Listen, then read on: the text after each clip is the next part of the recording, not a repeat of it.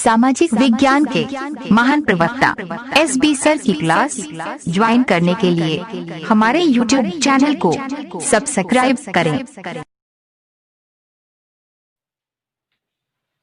Good morning बच्चों, पुनः online class लेकर प्रस्तुत हुए हैं।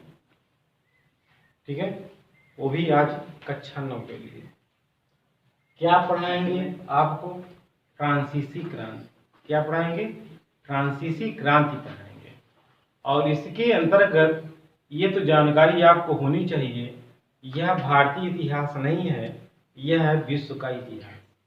यदि विश्व का इतिहास है तो थोड़ा बहुत जानकारी महाद्वीपों के विषय में होनी चाहिए। यदि आपको महाद्वीपों के विषय में जानकारी नहीं है, उन देशों के विषय में जानकारी नहीं है, तो आप पिछला वीडियो देख लीजिएगा। ठीक है, अब आज हम पढ़ाएंगे फ्रांसीसी क्रांति। ठीक है, फ्रांसीसी मतलब फ्रांस हो गया, क्रांति जो कि राजतंत्र जैसी व्यवस्था को हटाकर लोगों ने क्रांति करके क्या किया? लोकतंत्र लाया। तो ये कहानी कहाँ की है? फ्रांस की है। कहाँ की है? और फ्रांसीसी क्रांति हुई। तो अब हम फ्रांस के विषय में थोड़ा बहुत जानकारी होनी चाहिए। तो फ्रांस का एक देश है, एक राष्ट्र है, और इसकी राजधानी क्या है? पेरिस। क्या है? अब देखेंगे अपनी किताब में इतिहास की, उसमें जो पहला चैप्टर है यही है फ्रांसीसी क्रांति। और इसके अंतर्गत हम जानेंगे कि कैसे फ्रांस की जनता ने फ्रांस के राजा के खिलाफ क्रांति कर दी। ठीक है, अब हम अच्छी तरीके से जानते हैं कि यहाँ फ्रांस में एक जो है अफवाह उड़ती है। क्या उड़ती है? अफवाह। ठीक है, अफवाह उड़ती है। और अफवाह जो है कहीं से उड़कर पेरिस नगर में आई। कहाँ?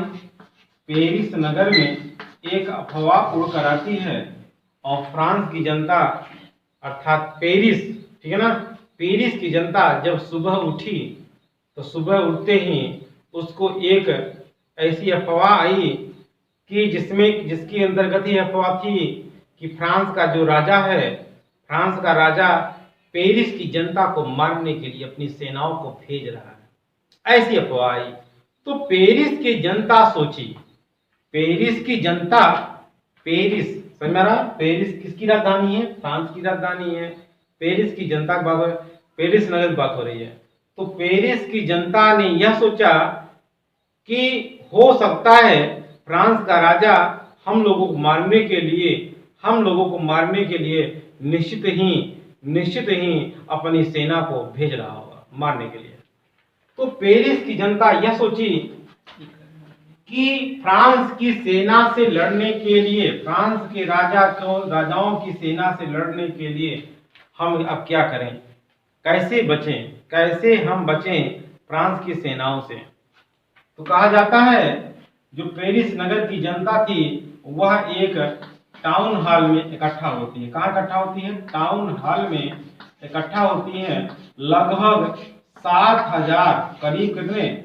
7,000 करीब जो है जनता टाउन हॉल के पास इकट्ठा हुई। टाउन हॉल में लगभग, अर्थात स्त्री पुरुष जितने बच्चे वगैरह सब थे, सब लोग इकट्ठा हुए। और इन लोगों ने, पेरिस की जनता ने यह फैसला किया कि हम क्या करेंगे? हम लड़ेंगे। किससे लड़ेंगे? फ्रांस के राजा की सेनाओं से क्या करेंगे? हम लड़ेंगे। ठीक है ना। लेकिन लड़ने के लिए क्या चाहिए? क्योंकि फ्रांस की सेनाओं के पास क्या होगा? हथियार हो गए। लेकिन हमारे पास हथियार नहीं है, और हथियार मिलेगा कहाँ? तो पता चला सरकारी भवनों मिलेगा। सरकारी भवनों में हथियार हो सकता है। तो इन्होंने फैसला किया, जो पेरिस की जनता 7,000 लोग थे, इन्होंने फैसला किया हम लोग जो हैं क्या करेंगे? फ्रांस की सेना से लड़ना है तो हमें हथियार चाहिए। हथियार कहाँ मिलेगा? सरकारी भवनों मिलेगा। और अब इन सरकारी भवनों क्या करेंगे? लूटेंगे। और ये लोग क्या कहते हैं? बैठक के बाद कहा जाता है उपरांत तुरंत ये लोग जो है क्या करना शुरू कर दिए? सरकारी भवनों को लूटने के लिए ये लोग चल देते हैं।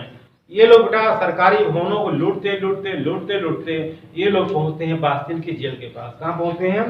बास्तिल की जेल के पास पहुंचते हैं। और बास्तिल की जेल के पास जब पहुंचे तो कहा जाता है बास्तिल की जेल को ढा दिए।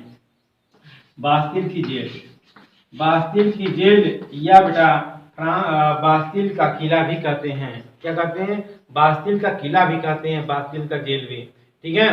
तो जो ये क्या कहते हैं, बास्तिल की जो जेल थी यह फ्रांस के राजा की शक्ति का प्रतीक समझा जाता था। अर्थात यह शक्ति का प्रतीक समझा जाता था बास्तिल के जेल। और यह बास्तिल के जेल को कहा जाता है, फ्रांस की सेनाओं ने, फ्रांस की जनता ने क्या किया, इसको विध्वंस कर दिया। क्या कर दिया? विध्वंस कर दिया। और इसके अंदर बंद जो कैदी थे, जो अपराधी थे, इनको जो है मुक्त करा लिया गया। और बेटा इसमें लगभग बास्तिल की जेल में मात्र 7 कैदी थे। और उन 7 कैदियों को क्या कर लिया गया? मुक्त करा लिया गया। और ये लोग जो है क्रांतिकारियों के साथ मिल गए। ठीक है। और बास्तिल की जेल को एकदम से क्या किया? ढा दिए। और जो बचे अवशेष थे, इन अवशेषों को ले जाकर क्या किया? बाजार में ले जाकर इनको बेच दिया। किनके अवशेषों को? बास्तिल की जेल के अवशेषों को कहाँ ले जा गया? बाजार में ले जाकर इसको बेचा गया। कौन खरीदा इनको? ये उन लोगों के हाथों बेचे या उन लोगों ने खरीदा जो यादगार के रूप में या स्मृति के रूप में रखना चाहते थे। बास्तिल के जेल के अवशेषों को बाजार में बास्तिल जो जनता थी, ये पेरिस की जनता ले जाकर क्या किया? अवशेषों क्या किया? ले जाकर बाजार में बेच दिया। बाजार में उनके हाथों बेचा जो स्मृति के रूप में इसको रखना चाहते थे। ठीक है। और इस तरह से होते होते कहा जाता है शाम हो गई। और जब शाम हो गई पता चला जो है फ्रांस की सेना नहीं आई। जब फ्रांस की सेना नहीं आई लड़ने के लिए, मारने के लिए, तो क्या हुआ? समझ गए एक अफवाह थी। या ये भी कह सकते हो फ्रांस का राजा हमसे डर गया। कौन सोचा? पेरिस की जनता ने सोचा कि फ्रांस का राजा हम लोगों से डर गया। अर्थात एकता में बहुत बड़ी ताकत है। और जब फ्रांस की सेना डर गई अर्थात फ्रांस का राजा डर गया। और जब फ्रांस का राजा डर गया इसका मतलब ये तो हम लोग क्या हैं? पेरिस के लोग थे। यदि जरा सोचो, वो लोग कहने लगे, अपने महसूस करने लगे, यदि पूरा फ्रांस क्या हो जाए? एक हो जाए। पूरा फ्रांस क्या हो जाए? एक हो जाए, तो हम जो है राजतंत्र अर्थात निरंकुश राजतंत्र को हम क्या कर सकते हैं? उखाड़ कर फेंक सकते हैं। उसके मतलब जगह पर हम क्या कर सकते हैं? अपना शासन चला सकते हैं। इस प्रकार से एक अफवाह जो उड़कर आई थी वह एक अध्याय खत्म हो गया। अब इसके आगे अब अगले नेक्स्ट वीडियो में आप लोगों को बताया जाएगा। धन्यवाद।